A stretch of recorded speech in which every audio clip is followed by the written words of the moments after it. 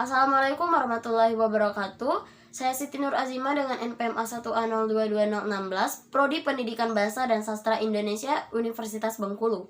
Di video ini saya akan menjelaskan materi mata kuliah keterampilan membaca dari awal pertemuan hingga dilaksanakannya UTS atau ujian tengah semester yang diampu oleh Bapak Dr. Andas M. Arifin MPD sesuai dengan peta konsep yang telah saya buat pada minggu lalu. Jadi, di peta konsep itu, saya telah menjelaskan dua topik, yaitu membaca dan paragraf. Pertama, membaca. Untuk pengertian membaca itu sendiri adalah proses yang dilakukan serta dipergunakan oleh pembaca untuk memperoleh pesan yang hendak disampaikan oleh penulis melalui media kata-kata atau bahasa tulis. Nah, dalam membaca ini ternyata terbagi lagi menjadi dua subtopik, yaitu membaca kritis dan membaca pemahaman. Membaca kritis adalah kemampuan membaca mengelola bacaan secara kritis untuk menemukan keseluruhan makna bahan bacaan, baik makna tersurat maupun makna tersiratnya, melalui tahapan mengenal, memahami, menganalisis, mensintesis, dan menilai. Nah, keterampilan membaca kritis itu mencakup kemampuan memfokuskan, mengumpulkan informasi, mengingat, mengorganisasi, menganalisis, menggeneralisasi, mengintegrasikan, dan terakhir mengevaluasi. Lalu bagaimana sih cara berpikir dan membaca secara kritis? Pertama, kita harus berpikir dan bersikap kritis. Kedua, menganalisis isi bacaan. Ketiga, mensintesis isi bacaan. Dan keempat, menilai isi bacaan. Lanjut, membaca pemahaman, yaitu bentuk dari memahami bacaan secara lebih teliti. Kegiatan membaca pemahaman disebut memahami bacaan secara lebih teliti karena dalam pelaksanaannya menekankan pada penguasaan isi bacaan, bukan pada tindakan seperti indah, cepat, atau lambatnya membaca. Lalu bagaimana cara membaca pemahaman? Yang pertama, menentukan tujuan membaca. Kedua, review, artinya membaca saling pandang. Ketiga, membaca secara keseluruhan isi bacaan dengan cermat, sehingga kita dapat menemukan ide pokok yang tertuang pada setiap paragrafnya. Dan yang keempat, mengemukakan kembali isi bacaan dengan kalimat dan kata-kata sendiri. Selanjutnya yaitu topik tentang paragraf. Pada paragraf, subtopik terbagi lagi menjadi 4. Yang pertama yaitu hakikat paragraf. Paragraf adalah serangkaian kalimat yang memiliki satu kalimat utama, namun bisa lebih, kemudian ditemani oleh kalimat penjelas. Nah, kalimat penjelas ini adalah kalimat yang menjelaskan pengembangan dari kalimat utama.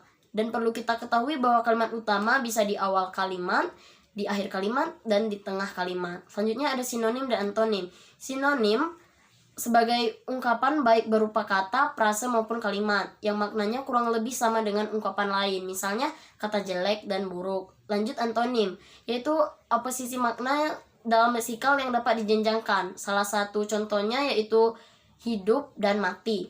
Selanjutnya jenis-jenis paragraf. Pada jenis-jenisnya terbagi menjadi 3. Yang pertama berdasarkan pola penalarannya. Ada deduktif, induktif, deduktif-induktif, ineratif, dan penyebaran. Deduktif adalah paragraf yang letak kalimat utamanya di awal paragraf. Pola penalarannya dari hal umum ke hal-hal yang khusus. Induktif yaitu paragraf yang letak kalimat utamanya di akhir, pola penalarannya dari hal khusus ke umum. Sedangkan deduktif induktif yaitu paragraf kalimat topiknya berada pada bagian awal dan di akhir paragraf. Meskipun ada 2 kali pemunculan kalimat topik, hal itu bukan berarti gagasan utamanya ada 2. Lalu pola penalarannya khusus, umum, khusus.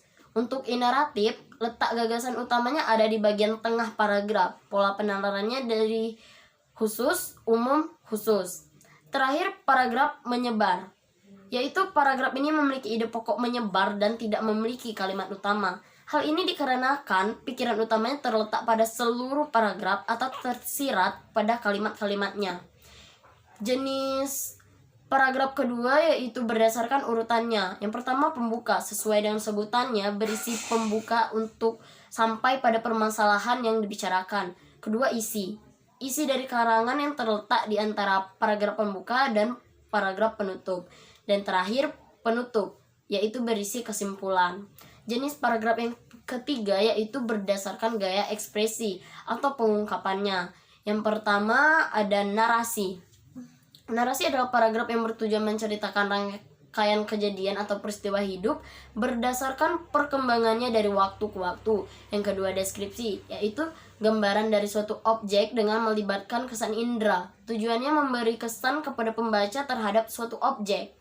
Yang ketiga, eksposisi, yaitu paragraf yang bertujuan untuk menginformasikan sesuatu sehingga memperluas pengetahuan membaca. Keempat, persuasi, yaitu paragraf yang berisi ajakan. Contohnya, ayo kita belajar kawan-kawan. Berarti orang tersebut mengajak teman-temannya belajar. Diawali dengan kata ayo. Lalu terakhir yaitu argumentasi. Argumentasi adalah penyampaian pendapat disertai dengan alasan yang kuat dengan maksud agar pembaca bisa terpengaruh. Paragraf ini dapat dikembangkan dengan pola sebab akibat.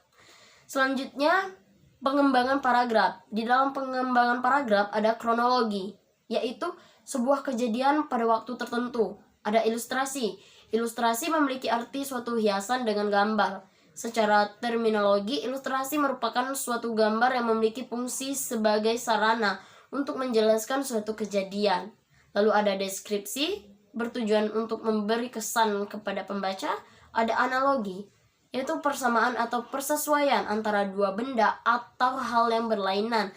Analogi bisa dikatakan semacam perumpamaan. Selanjutnya ada pengembangan paragraf berdasarkan sebab akibat. Sebab akibat ini sebagai pikiran utama ditempatkan pada bagian utama atau bagian akhir paragraf. Kemudian pembahasan terakhir yaitu penalaran. Nah, penalaran itu adalah proses berpikir yang bertolak belakang dari pengamatan indera yang menghasilkan sejumlah konsep dan pengertian. Dalam penulisan paragraf terdapat dua pola penalaran, yaitu penalaran deduktif dan penalaran induktif. Penalaran deduktif yaitu suatu proses penalaran untuk menarik simpulan berupa prinsip sikap yang berlaku umum, berlandaskan fakta, asumsi, atau andaian yang bersifat khusus. Sedangkan penalaran induktif adalah proses pengambilan simpulan berdasarkan hal-hal khusus, bisa secara langsung dan bisa secara tidak langsung. Baiklah, demikian penjelasan dari saya tentang materi yang telah saya dapatkan dari awal pertemuan hingga dilaksanakannya UTS keterampilan membaca. Sekian dari saya, apabila terdapat kesalahan baik disengaja maupun tidak disengaja, saya ucapkan mohon maaf dan terima kasih. Wassalamualaikum warahmatullahi wabarakatuh.